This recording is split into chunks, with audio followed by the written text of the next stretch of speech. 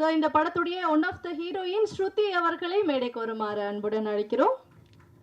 So இந்த படத்துடைய இன்னொரு கதாநாயகி நான்சி, அவங்க வந்து ஷூட்டிங்கில் இருக்கிறதால அவங்களால வர முடியல. ஸோ அவங்களுக்கு நம்மளுடைய வாழ்த்துக்களை தெரிவிச்சுக்கலாம். அடுத்ததாக படக்குழுவினரை வாழ்த்த வந்திருக்கக்கூடிய என்மாருடைய டிஜிஎம் ப்ரொடக்ஷன்ஸ் திரு சாம்ராஜ் அவர்களை மேடைக்கு வருமாறு அன்புடன் அழைக்கிறோம். சாம்ராஜ் சார்.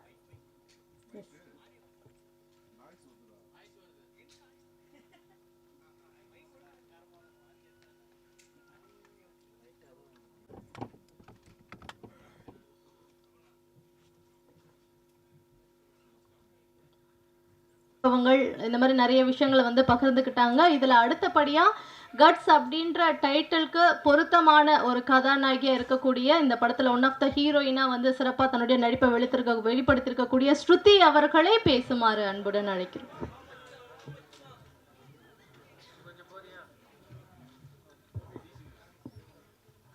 அனைவருக்கும் வணக்கம். மீடியா ரெப்ரசன்டேட்டிவ்ஸ், ஸ்டேஜில் இருக்கிற டிக்னிட்டரிஸ் எல்லாருக்கும் ரொம்ப வணக்கம். கட்ஸ், ஃபர்ஸ்ட் ஆஃப் ஆல் இந்த சான்ஸ் எனக்கு கொடுத்த ரைட்டர் டைரக்டர் ரங்கராஜ் சார் ரொம்ப ரொம்ப thank you sir.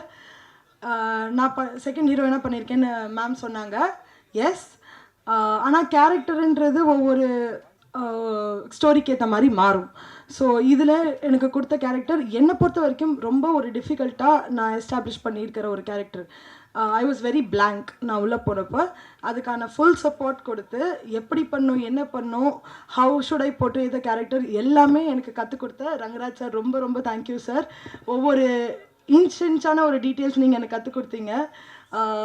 S, it is a new platform. எனக்கும் இது ஒரு நியூ பிளாட்ஃபார்ம். ஆனால் நீங்களும் இதில் ஒரு நியூன்றது அவ்வளோ ஈஸியாக என்னால் கண்டுபிடிக்க முடியல. ஏன்னா நான் என்ன பண்ணுன்றது என்னை விட பர்ஃபெக்டாக நீங்கள் வந்து எனக்கு நடிச்சு கற்றுக் கொடுத்தீங்க.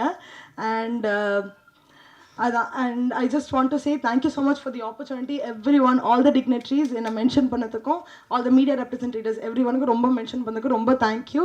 கட்ஸ் படத்துக்கு உங்கள் சப்போர்ட் கண்டிப்பாக வேணும். ப்ளீஸ் உங்கள் சப்போர்ட்டை கொடுங்க. Thank you so much.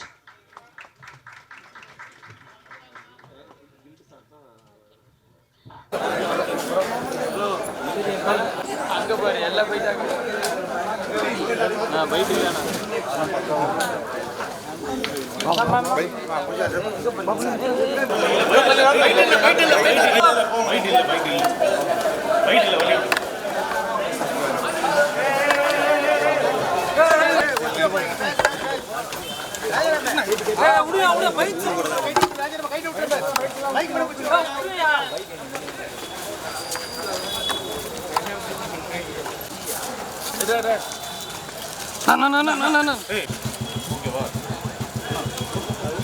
இன்னும் 5 வருஷம் கல்யாணம் ஆகும்.